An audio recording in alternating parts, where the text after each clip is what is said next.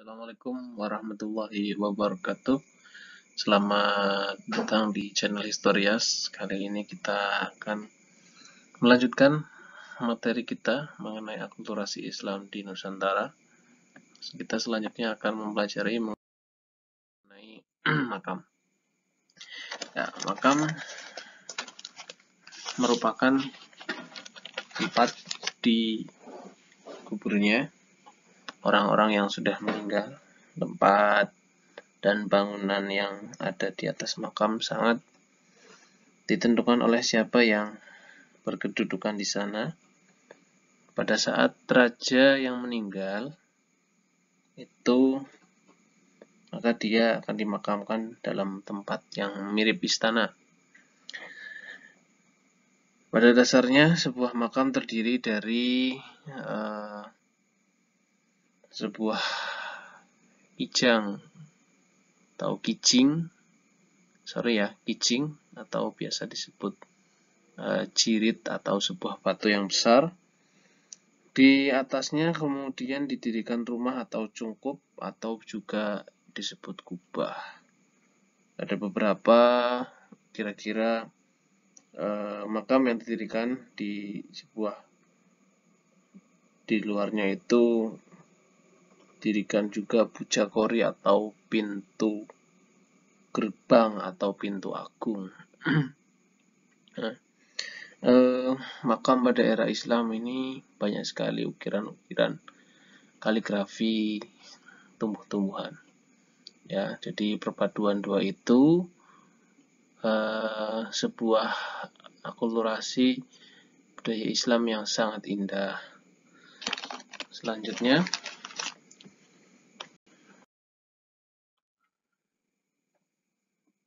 beberapa di sini adalah tadi sebuah makam sultan yang berada di pusat kesultanan atau masjid. Tadi pada slide yang pertama ada Masjid Agung Demak, itu dijadikan sebagai makam Sultan Demak.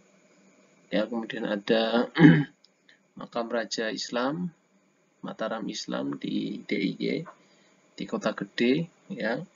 Kemudian ada makam Sultan Palembang dan makam Raja Pasai dan Aceh, ya.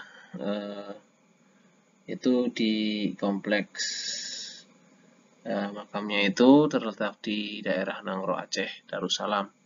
Selanjutnya di sini kemudian ada beberapa makam, di antaranya makam Sultan Siak di Indrapura Riau, makam Sultan Banjar di Kuin, Banjarmasin, dan kemudian makam Sultan Martapura di Kalimantan Selatan. Kemudian makam Sultan Kutai, ya, di Kalimantan Timur, dan makam Sultan Ternate.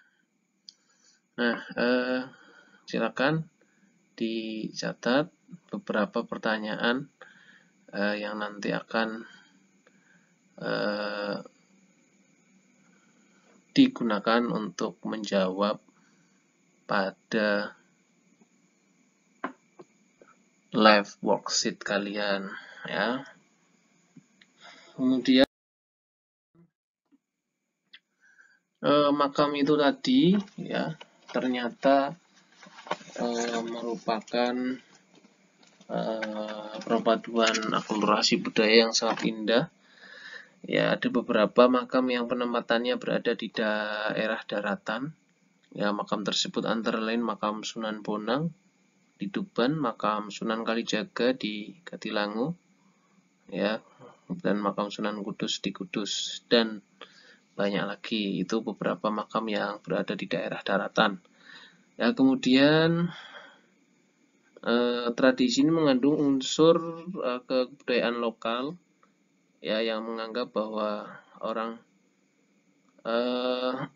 masih menunjukkan kesinambungan yang mengandung unsur kepercayaan lokal, ya, yang pengejauhan tahannya itu dulu pembuatan punden berundak-undak, ya, dan dalam bentuk candi, ya, contohnya Candi Dieng.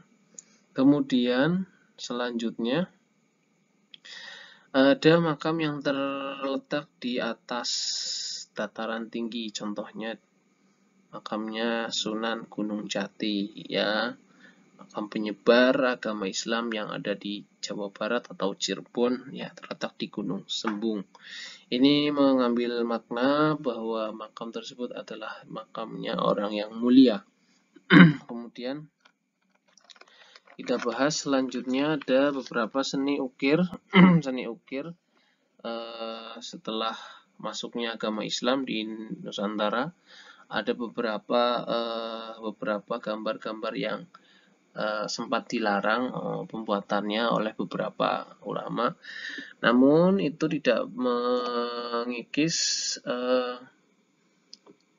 akulturasi budaya yang terjadi di bidang seni ukir. Ya, kemudian muncul motif dedaunan dan bunga, ya. Ini menghiasi beberapa contohnya pintu gerbang keraton, masjid, dan mungkin makam, ya, yang tadi sudah dijelaskan. Ya, ini banyak sekali bangunan Islam banyak dihiasi dengan motif ukiran baru, ya. Ditambah juga dengan beberapa ukiran-ukiran kaligrafi binatang, wayang, dan orang. Itu dari seni ukir, ya. Kemudian dari seni aksara dan seni sastra, ya, dari seni sastra kita banyak sekali memiliki budaya seni sastra, ya. Ini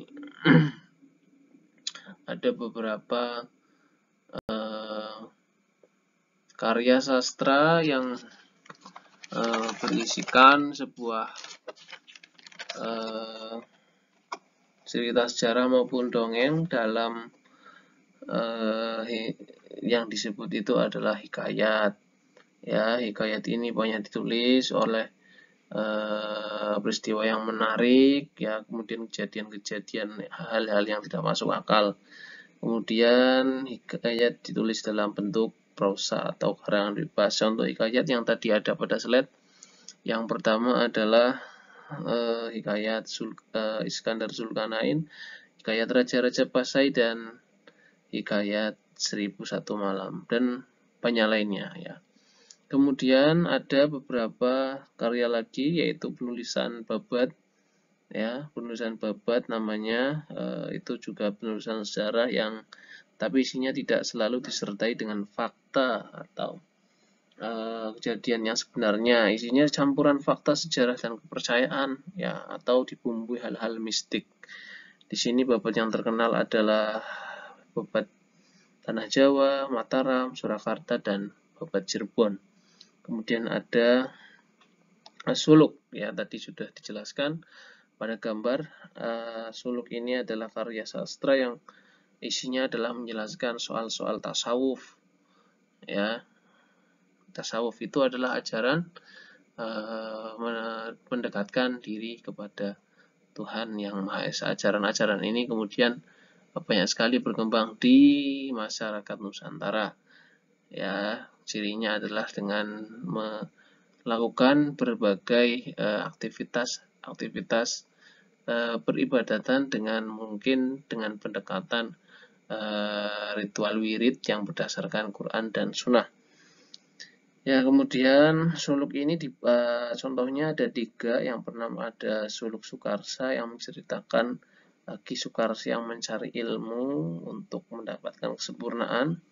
Kemudian suluk Wijil, ya, yaitu wejangan-wejangan Sunan Bonang, ya, kepada bekas abdi dalam kerajaan Majapahit. Dan yang terakhir adalah suluk Malang Sumirang.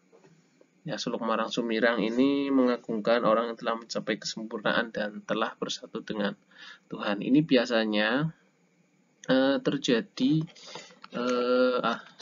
suluk Malang Sumirang ini banyak ada ceritanya, ya, yaitu pada masa penyebaran agama di Tegal ada yang bernama Sunan Panggung atau kita kenal Mbah Panggung. Itu juga mempunyai ajaran manunggaling kaula Gusti, ya artinya mencapai kesempurnaan dengan bersatu dengan Tuhan, ya. Dan kemudian kita sering melihat lagi ceritanya Syekh Siti Jenar dari Demak, ya itu juga sama, ya. Itu dari beberapa pertanyaan yang bisa kalian jawab nanti di live worksheet sambil mendengarkan penjelasan ini. Kemudian selanjutnya syair, ya. Syair di sini adalah sebuah karya sastra juga yang berasal dari perkataan Arab untuk menamakan karya sastra yang berupa sajak-sajak yang terdiri dari 4 baris setiap baitnya, ya. Berasal dari Persia, dibawa masuk ke Nusantara bersamaan dengan masuknya Islam ke Indonesia, ya. Ini syair berasal dari bahasa Arab, yakni syair atau syu'ur, yang berarti perasaan menyadari, ya. Dan kemudian tasyur itu berkembang menjadi syi'ru yang berarti puisi dalam pengetahuan umum. Contoh syairnya itu, ya, pada gambar sudah saya contohkan syair dari Putri Pasai yang menceritakan bahwa wafatnya anak raja. Ini ada pertanyaan yang terakhir untuk menutup presentasi saya dan bisa kalian jawab di live worksheet karya sastra yang berupa sajak adalah titik-titik. Kemudian yang nomor 9 diganti, ya, diganti contoh syair, ya, yang ada di Nusantara. Salah satu contoh syair di Nusantara ini ganti, bukan ini, ya, tapi diganti. Contoh syair. Terus yang terakhir arti kata syair itu sendiri. Terima kasih atas perhatiannya. Silakan untuk nanti setelah ini mengisi respon pembelajaran dengan mengerjakan live worksheet yang tersedia. Terima kasih dari saya. Wabillahi taufiq wal hidayah. Assalamualaikum warahmatullahi wabarakatuh.